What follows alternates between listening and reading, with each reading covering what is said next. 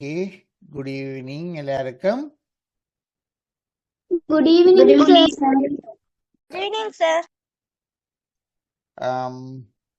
போன முறை ஒரு ஹோம்ஒர்க் தந்த நான் ஒருங்க வர நான் போன முறை ஹோம்ஒர்க்கில் ஒரு கேள்வியை நான் நான் இதில் ஒரு கதை செய்யும் கடைசி கேள்வி 6ஆம் கேள்வியை இதில் வந்து ரூபா 100 கொடுத்து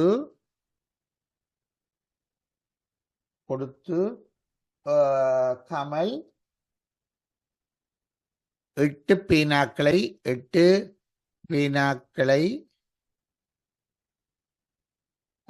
வாங்கினான்.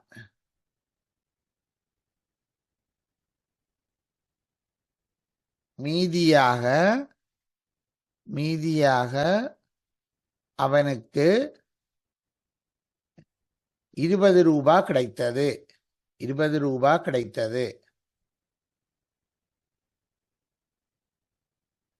ஒரு பேனாவின்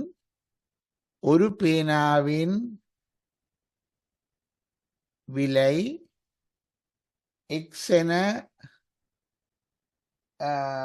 கொண்டு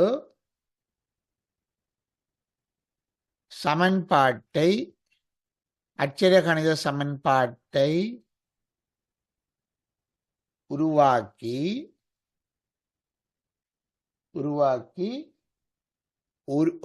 ஒரு பேனாவின் விலையை காண்க. ஒரு பேனாவின் விலையை காண்க. இதான் கேள்வி. ஓகே, சரிங்க. அப்ப இதுல வந்து இப்ப உங்களோட தனுஷிகா உங்களுக்கு என்ன உங்களோட அட்சரகணித கோவை என்ன? நீங்கள் எழுதின அட்சரகணித கோவை உங்களோட அட்சரகணித கோவை நீங்க எழுதின அட்சரகணித கோவையை எழுது சொல்லுங்க பாப்போம்.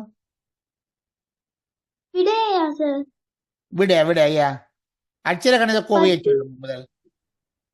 10 சரி. அட்சரகணித கோவை என்ன?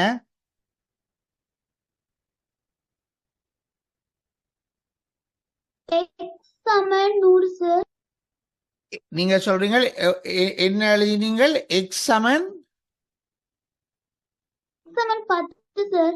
விட 10. அது சரி தனுஷிகா, அது சரி. ஒரு பேனாவின் விலை வந்து 10, அது சரி. ஆனா வந்து ஒரு பேனாவின் விலை 10. அந்த சமன்பாடு சொல்லிக்குள்ள வந்து அட்சரகணித கோவை எப்படி வரும்? அதுல இந்த இதுக்கு இந்த கேள்விக்கான அட்சரகணித கோவை என்னவா வரும்?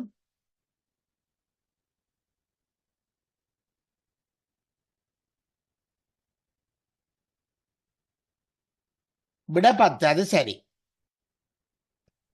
பிரணாளி சொல்லுங்க பாப்பா, அட்சரகணித கோவை உங்களுக்கு எப்படி வந்தது? சார் 8x 100 ரூபாயில இருந்து 20 ரூபாயை கழிக்கணும் சார். அப்ப விட 80ன்னு வரும் சார். அதுல இருந்து 8ஆல பிரிச்சா 10ன்னு வரும் சார். அப்போ 1x 10 சார். ஓகே நீங்க செய்தபடி. ஓகே. இப்ப நான் இதுல கௌஷிகா நீங்க செய்தீங்களா இந்த கேள்வி? ஆமா சார். எப்படி என்ன விட வந்தது உங்களுக்கு? 8x 80 sir. 8x 80.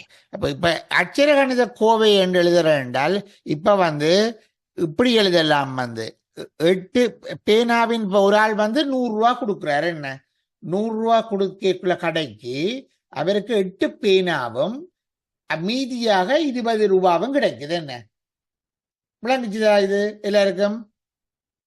அப்ப வந்து ஒரு பேனாவின் விலை வந்து எக்ஸ். அப்ப 8x அப்ப பேனாவும் கிடைக்குது, அவருக்கு வந்து 20 ரூபாவும் கிடைக்குது.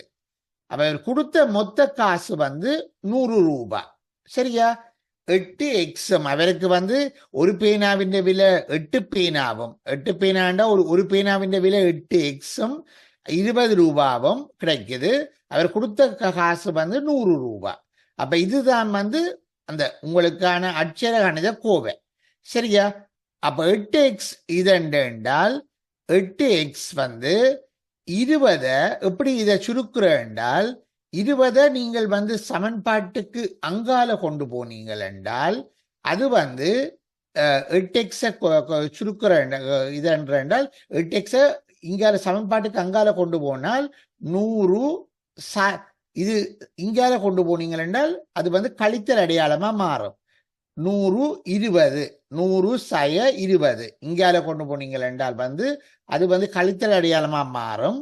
அப்ப வந்து 8x வந்து 80, x வந்து 8ஆல பிரிச்ச என்றால் இங்காலையும் 8ஆல பிரிக்க அங்காலையும் 8ஆல பிரிச்ச என்றால் வந்து 80 8ஆல பிரிச்ச என்றால் வந்து 10.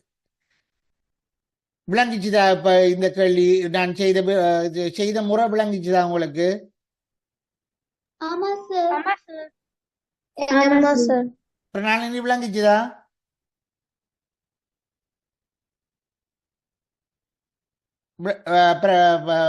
பிரணாலினி விளங்கிச்சுதா? இல்ல சார், இன்னொருக்கா விளங்கப்படுத்துங்க சார். விளங்கல? இன்னொருக்கா விளங்கப்படுத்துங்க சார். ஓகே, சரி.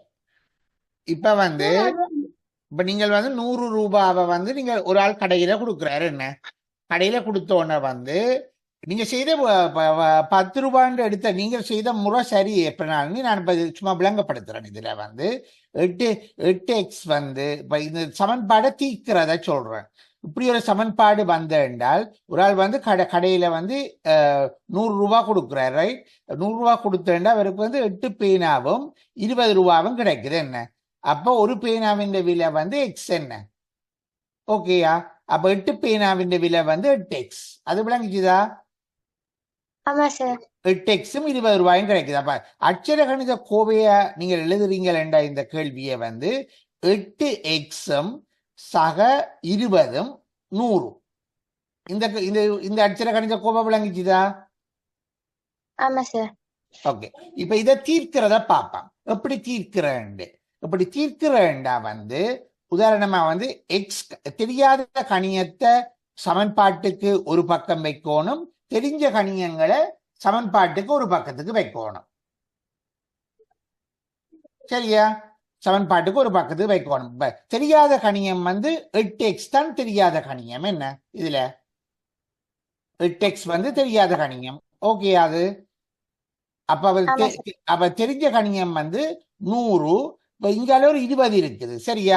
இந்த 20 வந்து நாங்கள் வந்து அங்கால கொண்டு போவோம். இந்த சமன்பாட்டுக்கு அங்கால கொண்டு போனீங்கள் என்றால் வந்து ரைட் இங்கால பக்கம் கொண்டு போனீங்கள் என்றால் வந்து இங்க சமன்பாட்டுக்கு இப்ப இது வந்து லெப்டில இருக்குது.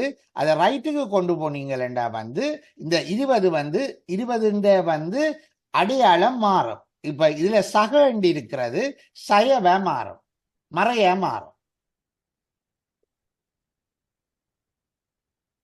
அது விளங்கிச்சுதா? விளங்கிலையா? விளங்கிச்சு சார். ஓகே, மறையா மாறும். அப்ப வந்து 100 சய 20 80. அப்ப 8x சமன் 80 வரும். இப்ப எக்ஸ காண்றதுக்கு இங்காலையும் 8ஆல பிரிக்கணும், அங்காலையும் 8ஆல பிரிக்கணும் என்றால் 8ஆல பிரிச்சு 80 8ஆல பிரிச்சால் 10 வரும். நாங்கள் இந்த சமன்பாடை தீர்க்கிறத கொஞ்சம் நான் காட்டி தரேன் பிறகு ஒருக்க. சரியா? அப்ப விளங்கிச்சு பிரணாலினி? ஆமா சார். ஓகே, வேற யாருக்கு இது விளங்க இல்ல?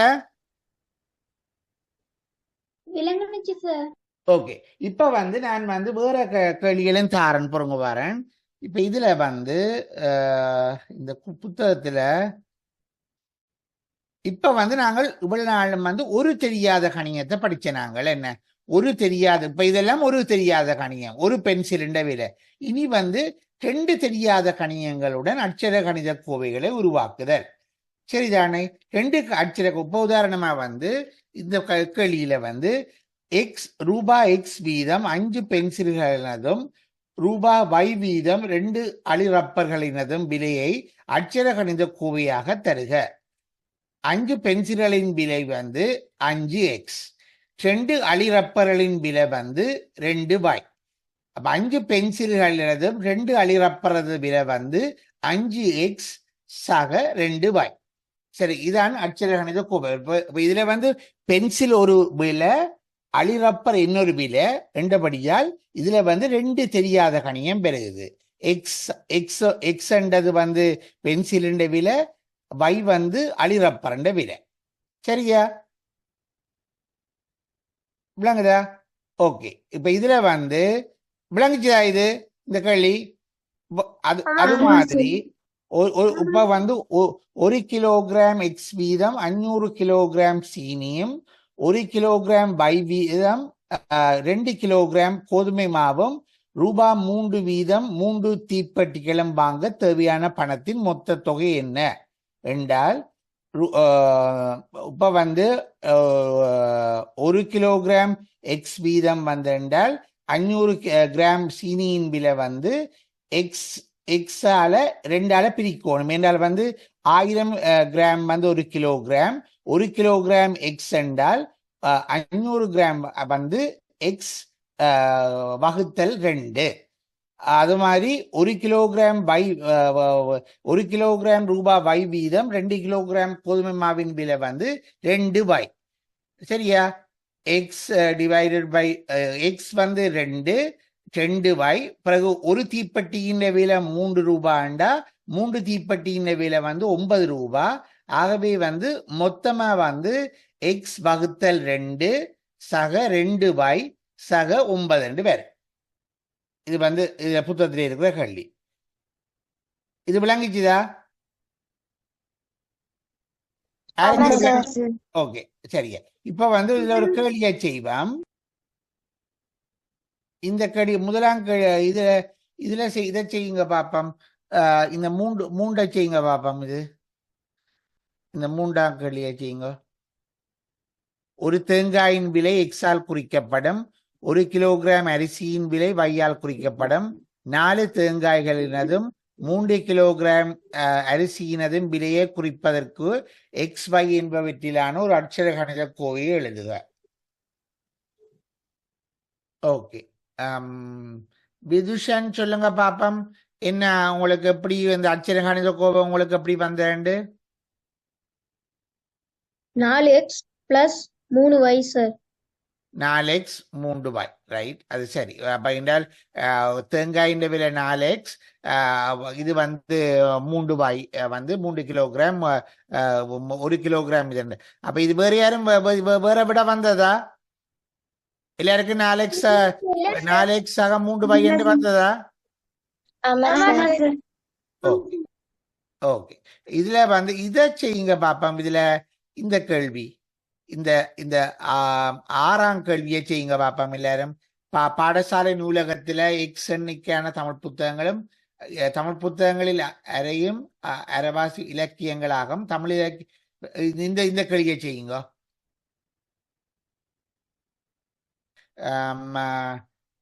டிலுக்ஷன் என்ன விட வந்தது உங்களுக்கு? என்ன மாதிரி என்ன விட வந்தது? 1 மேல் 2 எக்ஸ் கூட்டல் 2 மேல் 1 y கழித்தல் 23 கூட்டல் 18. எக்ஸ் எண்ணிக்கையான தமிழ் புத்தகங்களும் y எண்ணிக்கையான ஆங்கில புத்தகங்களும் இருக்குது. என்ன இப்ப தமிழ் புத்தகங்கள் வந்து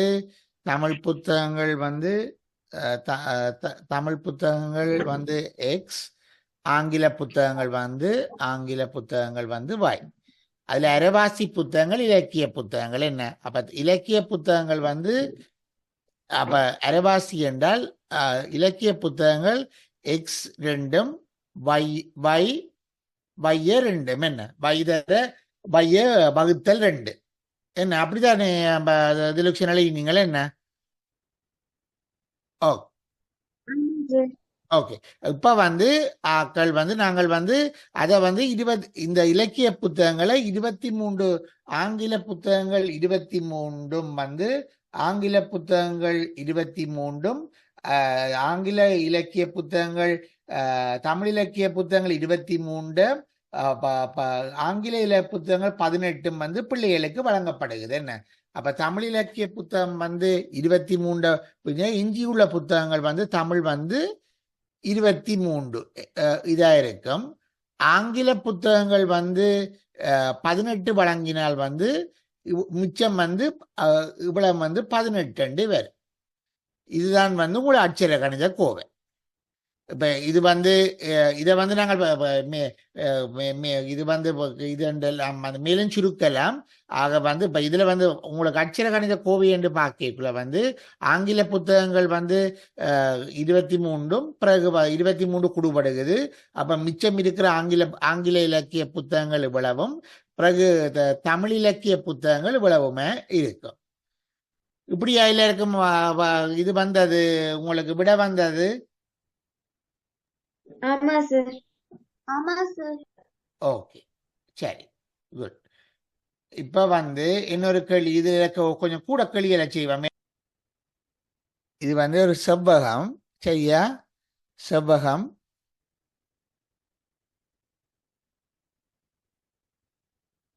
செவ்வகத்தின் இது வந்து நீளம் எக்ஸ், அகலம் y. இதுண்ட சுற்றளவை வந்து நீங்கள் வந்து அட்சர கணித கோவையாக எழுதுக. இதுண்ட சுற்றளவு நீங்கள் ஒரு செவ்வகத்தின் சுற்றளவு காண்றது தெரியுமா எல்லாருக்கும்? ஆமா சார். ஓகே, இதுண்ட சுற்றளவை அட்சர கணித கோவையா எழுதுங்க பாப்பா. செஞ்சுட்டேன் சார். ஓகே, செய்தீங்களா? இது இது இது இது அடுத்தது ஒரு இது ஒரு முக்கோணம்.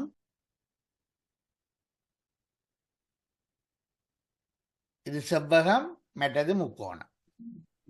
செஞ்சுட்டேன் சார். சரி, டிலுக்ஷன் சொல்லுங்க பாப்போம். செவ்வகத்தின் சுற்றளவு என்ன? உங்களுக்கு அட்சர கணித கோவை என்னன்னு வந்தது? 10x கூட்டல் 6y.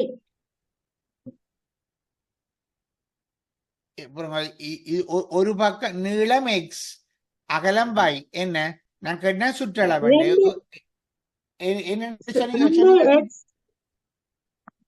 2x.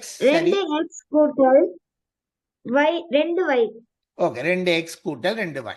ஓகே, என்றால் இது நீளம் எக்ஸ் என்றால் இது எக்ஸ் என்று வரும், மற்ற பக்கம் எக்ஸ் என்று வரும். ஒரு பக்கம் y என்றால் மற்ற பக்கம் y வரும். என்ற செவ்வகம் சுற்றளவு வந்து 2x சக 2y. யாரும் வித்தியாசம் வேறு ஆன்சர் வந்ததா? தனுஷிகா சரியா வந்ததா? விதிஷன், கௌஷிகன் எல்லாம் சரியா வந்ததா இந்த ஆன்சர்? ஓகே, மற்றது கௌஷிகன் சொல்லுங்க பாப்போம். இதுக்கு இந்த முக்கோணத்துக்கு எவ்வளவு வந்தது? 10x கூட்டல் 6y. 10x கூட்டல் 6y. சரி, ஏனென்றால் வந்து எக்ஸல கூட்டினால் வந்து 5x 3x 2x கூட்டினா 10x. மற்றது வந்து வையில கூட்டினா 3y 2y 1y 6y. சரி, இதுல இருக்கும் அதே ஆன்சரா வந்தது? ஆமா சார். ஆமா சார். Okay, good. ஆமா சார். இனி இதுல வந்து ஓகே, அப்ப இனி வந்து இப்ப இதுல இன்னொரு கேள்வி வரேன். அடுத்தது வந்து அட்சர கணித கோவையில் இருக்கும் உறுப்புகளை சுருக்குதல். இப்ப நாங்கள் அதான் படிச்ச நாங்கள் கிட்டத்தட்ட. இப்ப உதாரணமா வந்து ஒரு தோடம்பழத்தின் விலை ஏ ரூபாய் வீதமும் 5 தோடம்பழங்களை ஏ வீதம் 5 தோடம்பங்களை ரணிதாவும் 8 தோடம்பங்களை தீபாவும் வாங்கினர். அப்ப வந்து ரணிதா செலுத்திய பணம் 5A, மற்றது தீபா செலுத்திய பணம் 8A. அப்ப வந்து மொத்தம் வந்து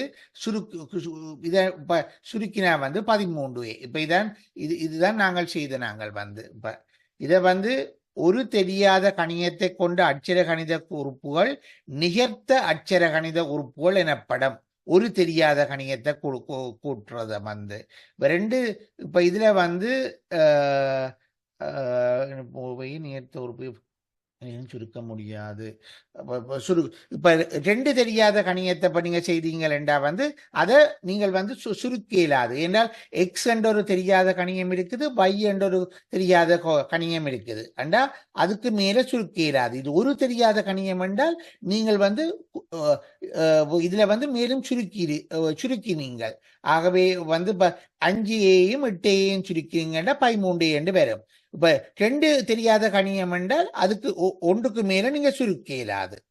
இப்ப இதுல வந்து இந்த கேள்வியை செய்யுங்க பாப்போம். இதுல வந்து இப்ப சுருக்குங்க பாப்போம். இதுல வந்து மூன்று இந்த கேள்வி, இந்த 6வது கேள்வி இருக்குல்ல, இந்த புத்தகம் வந்து என்ன பக்கம் என்றால் 181ஆம் பக்கத்துல 181ஆம் பக்கத்துல 6ஆம் கேள்வி 8x சய 4 சய 11 இதை வந்து சுருக்கணும். எவ்வளவு தூரத்துக்கு நீங்க சுருக்குறீங்களன்னு பார்ப்போம். தனுஷிகா என்ன ஆன்சர் வந்தது உங்களுக்கு? 5x சார் கூட்டல் 16y 5x-ஆ? 4 சார். 5x வராது, இது கொஞ்சம் பிழையான ஆன்சர். பிரணாளினி சொல்லுங்க, உங்களுக்கு என்ன ஆன்சர் வந்தது? 9x கூட்டல் 3y கூட்டல் 2 சார். 3y கூட்டல் 2. ஓ, அது சரியோ. தனுஷியா எங்க பிள்ளை விட்டு நீங்கள் எக்ஸ கூட்டுங்கோ. 8x இங்கால, ஒரு எக்ஸ் இங்கால ஒரு எக்ஸ் இருக்குது. 8x-ஐயும் ஒரு எக்ஸையும் கூட்டினா எவ்வளவு வரும் தனுஷிகா? 9 சார். 9x. சரி, இங்கால அன்மியூட் பண்ணிட்டே கதையுங்கோ. அன்மியூட் பண்ணுங்க. பிறகு இங்கால சய 4y-யும் சக 7y-யும் இதை கூட்டினா எவ்வளவு வரும்? உங்களுக்கு மியூட் பண்ணி இருக்கிறீங்க. எது சார்? சய 4y மறை 4y-யும் சக 7y-யும் கூட்டினா எவ்வளவு வரும்? 11 சார். இல்ல, இது மறை 4, மறை 4-ம் நேர் 7 3 சார். 3. அப்ப எக்ஸ் வந்து 9x 3y, பிறகு மறை 11-ம்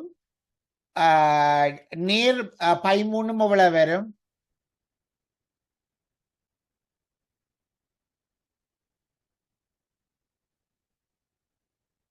2 சார். 2. சரி, அப்ப மொத்த ஆன்சர் என்ன வரும்? வந்து எக்ஸ் வந்து 9x, y வந்து 3y, மற்ற பெருமானம் வந்து 2. அப்போ 9x சக 3y சக 2. விளங்கிச்சுதா? ஆமா சார். ஓகே. எங்க இதுல முதல் என்னதுல பிளவிட்ட நீங்கள்? இதுல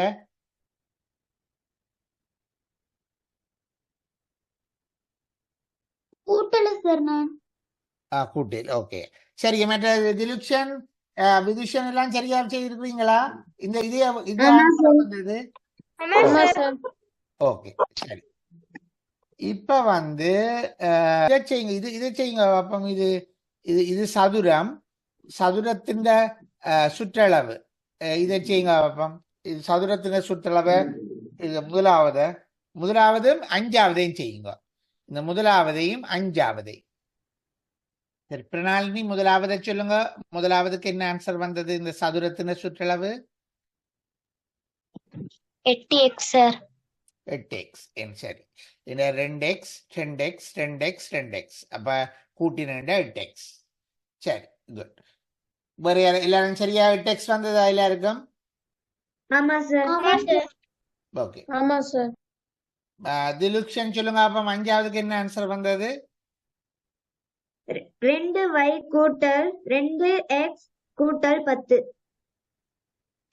2y கூட்டல் 2y கூட்டல் நீங்க என்ன சொன்னீங்க? 2x கூட்டல் 10. கூட்டல் 10 4 சரி.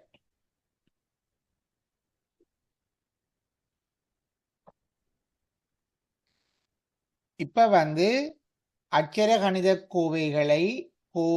கோவையில் தெரியாத கணியமான மாறி உறுப்புக்கு இப்போ ஒன்றை வந்து பிரதியிட்டு செய்கிறது. இப்ப நீங்க இப்போ உதாரணமா 4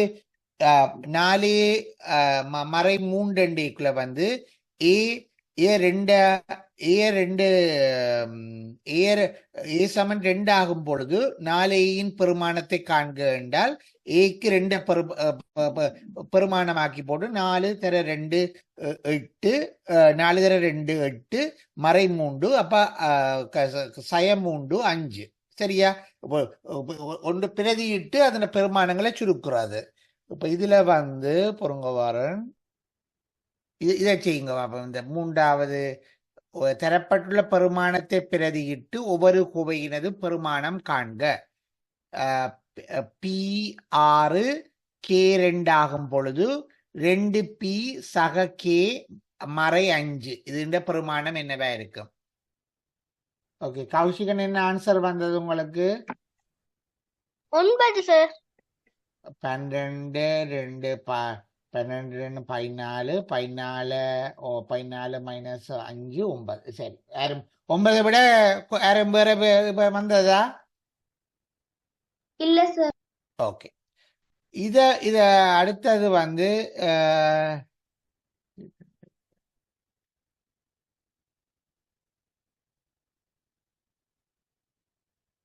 இதை செய்யுங்க பாப்போம். ஒரு அறையின் நீளம் அதன் அகலத்திலும் 2 மடங்கிலும் எக்ஸ் மீட்டர் குறைவாகும். அதன் அறையின் அகலம் 3 மீட்டர் ஆகும். அந்த அறையின் நீளத்தை காண்பதற்கு எக்ஸிலான அட்சர கணித கோவையை எழுதுக. ஓகே, விதுஷன் சொல்லுங்க, என்ன ஆன்சர் வந்தது உங்களுக்கு? 6 மீட்டர் மைனஸ் எக்ஸ். 6 நீளத்தை காண்பதற்கு அறையினர் 2 மடங்கு கூட என்ன? அப்ப 3 6 மைனஸ் எக்ஸ் குறைவானதாகும். நீளம் வந்து 6 மைனஸ் எக்ஸ். சரி, வேற யாரும் ஆன்சர் வந்த வேற மாதிரி? இல்ல சார். ஓகே, இன்னொரு கேள்வி பிரமாணன். மகன் பிறக்கும் பொழுது தந்தைக்கு வயது 35 ஆகும். மகன் எக்ஸ் ஆகும் பொழுது தந்தை வயதுக்கான கோவையை எழுதுக. தனுஷிகா சொல்லுங்க பாப்போம். மகனுக்கு எக்ஸ் ஆகும் பொழுது தந்தையின் வயதுக்கான கோவையை எழுதுக. மகன் பிறக்கும் பொழுது மகனுக்கு எக்ஸ் ஆகும் பொழுது தந்தையின் வயது என்னவா இருக்கும்?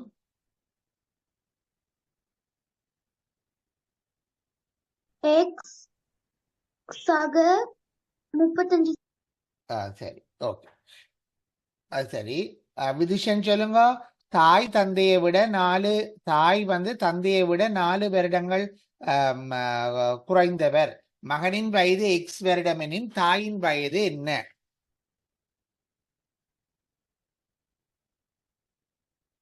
விதுஷன் சொல்லுங்க.